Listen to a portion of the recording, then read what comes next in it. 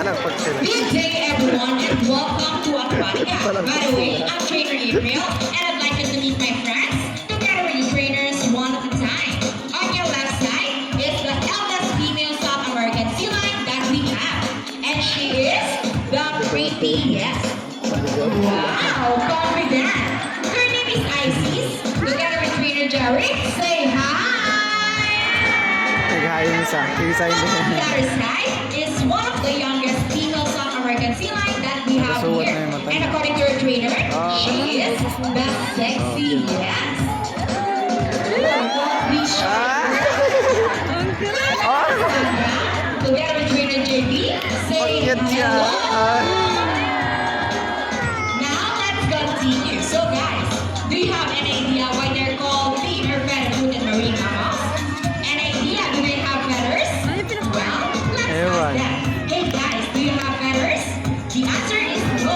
It's actually because of their front flippers, which are shaped like a bird's wing. See those?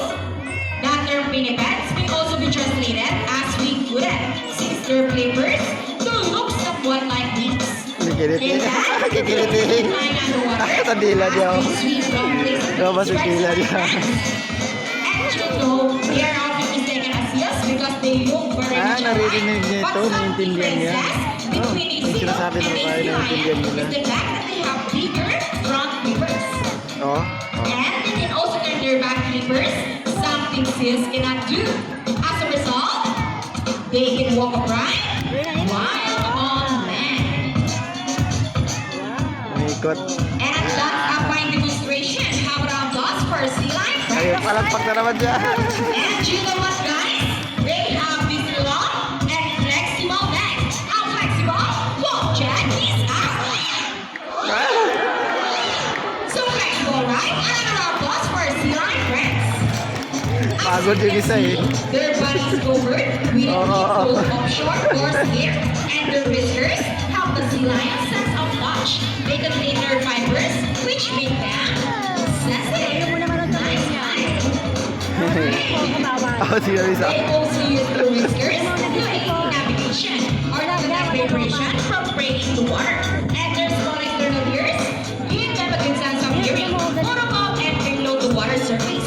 Sea lions, like any marine mammals, can see well both above and underwater. They have keen eyesight, but no color vision.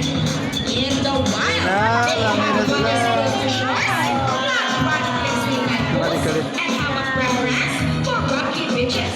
They have excellent climbing abilities, which can easily scale rocky cliffs. Shooting long front flippers. Now let's talk about their swimming abilities. And let's start with their eyes. Sea lions are generally cruise around 11 miles per hour using throwing movements of their front flippers, while their back flippers are stretched out behind their bodies, functioning as rudders for steering. And that is their normal speed. Nice and easy. Thank you so much, Isis and Trainer Jerry. But when chasing their prey or sleeping predators, they can achieve a burst speed up to. Ready, Sandra? 25 miles per hour. Wow, that is so fast. How about us for Sandra? That's sexy, yes. Wow, nice dive, girl. And another one. Palakpak din yung isa. Pakit pa siya. Alright, Pakit this siya. time, would you like to see a dance number from our sea lion friends? Hey guys, where's the energy? Would you love to see the dance? Well, music, maestro! Kumain muna. Kumain muna.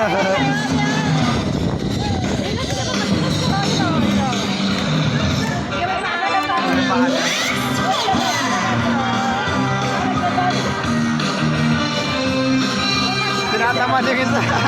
Ayun na.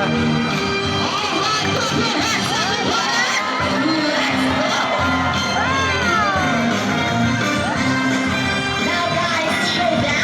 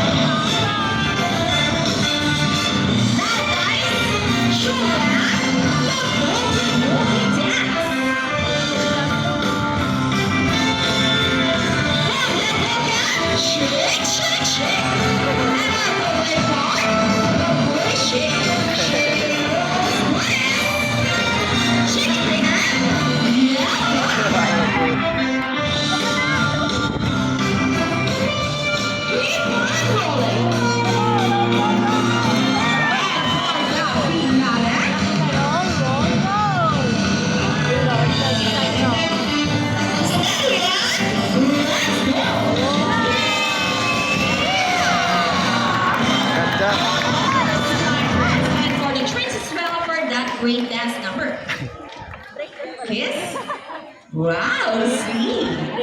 Thank you, Icy Sandra and trainers.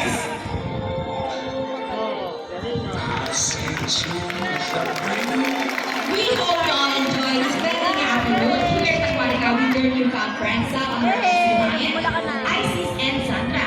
And we also hope that even after you leave, you will take this experience with you wherever you go. And remember that what we do here on land greatly affects our friends in the sea. Sea lions, like any animals, cannot survive in a trash full environment. So let's keep our surroundings sweet. Aside from pollution, Dito there naman are yan. many other threats to their survival all over the world, such as climate change and illegal hunting. You can learn more about these inside our oceanarium.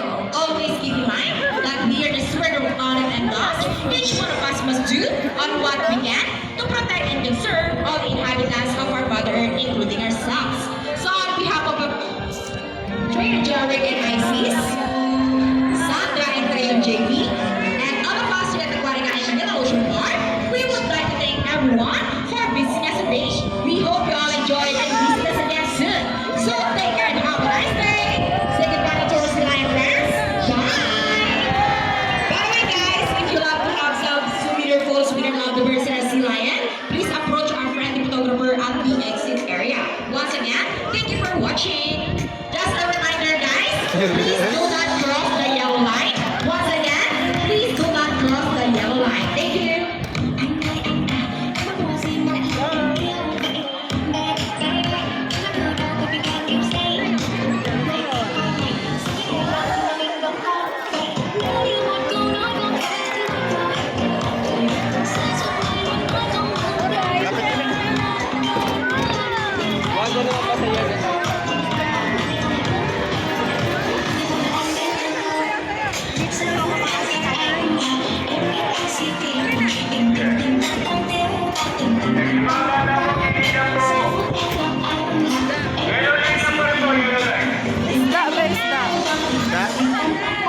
Tara, upo tayo po.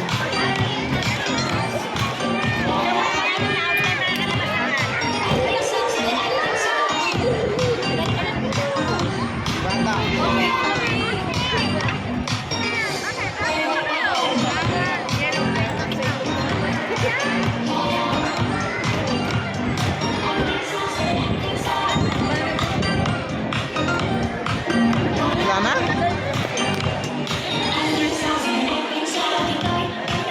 Tubig natin. Tubig natin?